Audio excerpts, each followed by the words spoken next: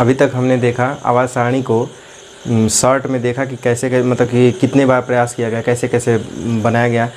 अब देखते हैं विस्तार से उसके बारे में। तो अभी तक हमने देखा है तो सबको थोड़ा थोड़ा बता दिए हैं, लेकिन यहाँ डाबेरायन का त्रिक नियम भी बता चुके हैं। अब शुरू करते हैं इसका न्यूलैंड का अष्टक नियम। इन्होंने जो बताया था, न्यूलैंड के अष्टक नियम के अनुसार यदि तत्वों को उनके परमाणु भारों के बढ़ते हुए क्रम में सजा दिया जाए तो उन्होंने बताया कि जैसे सुर, जैसे मतलब संगीत के सुर होते हैं कि सारे गामा पा धा नी के बाद फिर सा आ जाता है, मतलब कि 8वां सुर पहले सुर से मैच करता है। ठीक उसी तरह से 8वें नंबर पे जो तत्व आएगा, एलिमेंट आएगा, उसका पहले वाले से क्या होगा, गुण मिलेंगे, हर एक गुण मिलेगा। जैसे जैसे वो आगे बढ़ेगा हर एक का 8वां मतलब मिलेगा।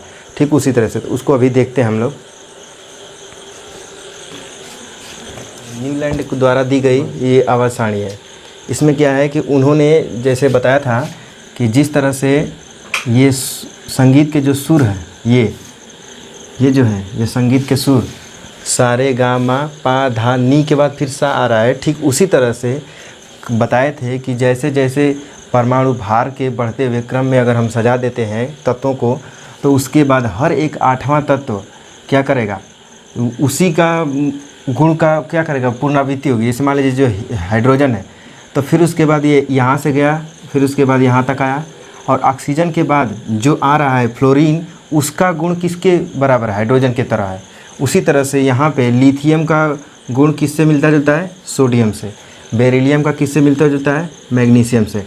ठीक है, लेकिन इसमें हुआ क्या कि उन्होंने कहा कि इस तरह से फॉलो करना है कि मतलब कि परमाणु भारों के बढ़ते हुए क्रम में सजाते जाना है, और हर एक 8वां तत्व वो पहले तत्व से क्या करेगा, उसका गुण मैच करेगा। लेकिन यहाँ पे हुआ क्या कि यह आवर्त सारणी केवल कैल्शियम तक ही लागू हुई। देखिए यहाँ पे कैल्शियम का यहाँ पे ठीक है, यहाँ तक ठीक है, लेकिन यहाँ पे देखिए ये क्रोमियम का आ जा रहा है 52, फिर उसके बाद आ जा रहा है ये क्या 47। मतलब कि ये 40 से ऊपर हो रहा है, लेकिन फिर 52 से क्या हो जा रहा है, नीचे आ जा रहा है। कहने का मतलब कि यहाँ पे लागू नहीं हो पाया उनका, जो कहे थे कि बढ़ते हुए क्रम में सजाना है, नहीं सजा पाया गया बढ़ते हुए में।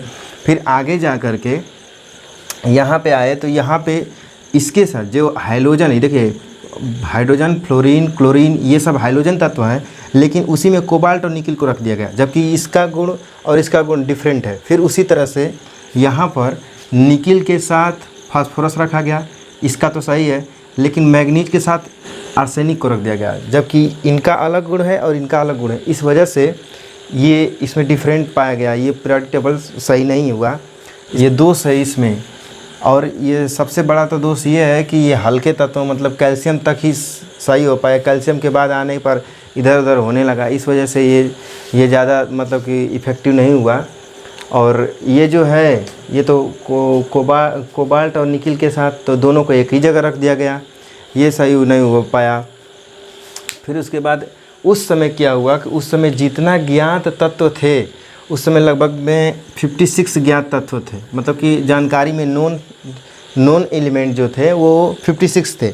तो इन्होंने जब बनाया, जब ये न्यूलैंड ने बनाया ये सारणी, तो इसमें क्या किए कि ये मान लिए कि अब इसके बाद मतलब 56 जो है वो वही प्राकृतिक में पाए जाते हैं, अब इसके बाद तत्व आएंगे ही, मतलब खोज हो ही नहीं पाएगा, मतलब सब खत्म है। इसमें उन्होंने ये मान लिया कि इतना ही प्राकृतिक में एग्जिस्ट तत्व हैं, जबकि ऐसा नहीं हुआ। कुछ सालों बाद मतलब कुछ समय के बाद क्या हुए, खोज होते गए और तत्वों की संख्या बढ़ती गई।